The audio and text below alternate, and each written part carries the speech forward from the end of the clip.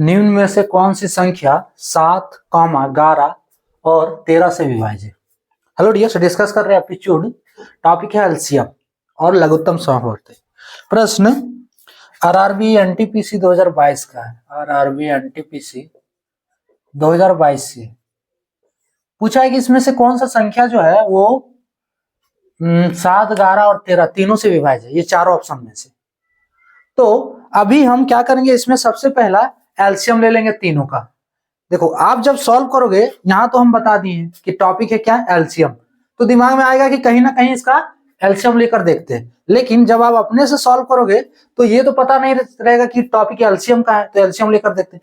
तो ये आपको समझ जाना है कि ऐसा जब कंडीशन रहे कि जैसे 2-3 वो संख्या रहेगा और बोलेगा कि इनमें से कौन सा संख्या इतना से विभाज्य है ना, तो ऐसे कंडीशन में क्या करोगे आप, एलसीएम लेकर पहले उसे देखना होगा। तो 7, 11 और 13 का एलसीएम लेते हैं। 7, 11 और 13 का। अब ये 7, 11, 13 तीनों जो है किसी से सर कट रहा है? नहीं कट रहा है किसी से, तो गुना कर देते हैं डायरेक्ट।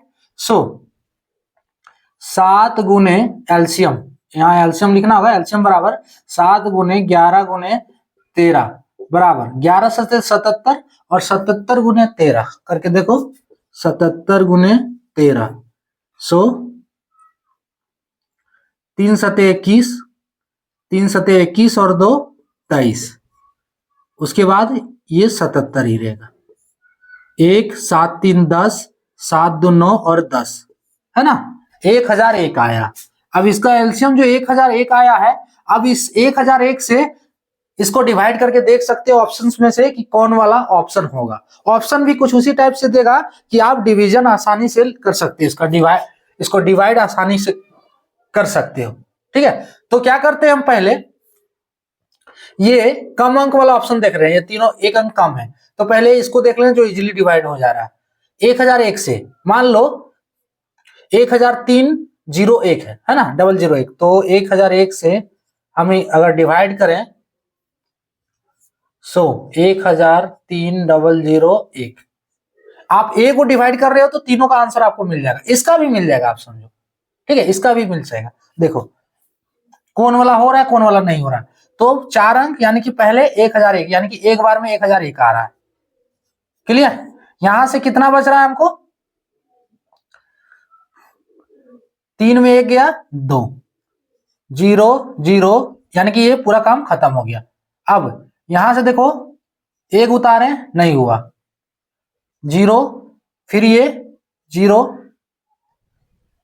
ठीक है, उसके बाद फिर 1, फिर यहां 0। क्लियर? अब देखो 2001, 1001 का टेबल में 2001 आ रहा है? नहीं आएगा।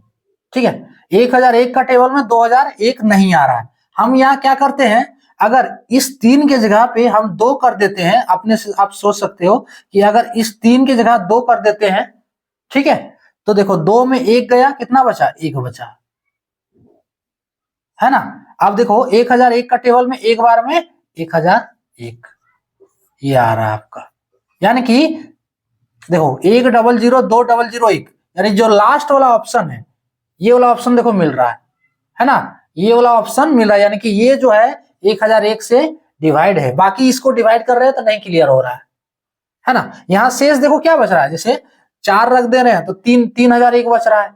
ठीक है, 3 रख दे रहे हैं तो 2001 बच रहा है, जो कि 1001 का टेबल में नहीं आ रहा है, यानी कि 1001 से नहीं कट रहा है। अगर 5 रख दे रहे हैं तो 5 रख दे रहे हैं तो 4012, 5 रख दे रहे हैं तो 400, ये 40,012 बच रहा है। ठीक है, 40,012, ये भी जो है 1001 का टेबल में नहीं जाएगा। क्लियर? तो ये ऑप्शन और डी वाला करेक्ट हो, यानी कि इसमें सबसे पहले क्या करना है कि तीनों का आप एलसीएम लेके देख लो, उसके बाद जो डिवाइड हो रहा है उससे डिवाइड कर दो, आपका आंसर क्लियर हो जाएगा, ऑप्शन डी। क्लियर? तो ये था टॉपिक।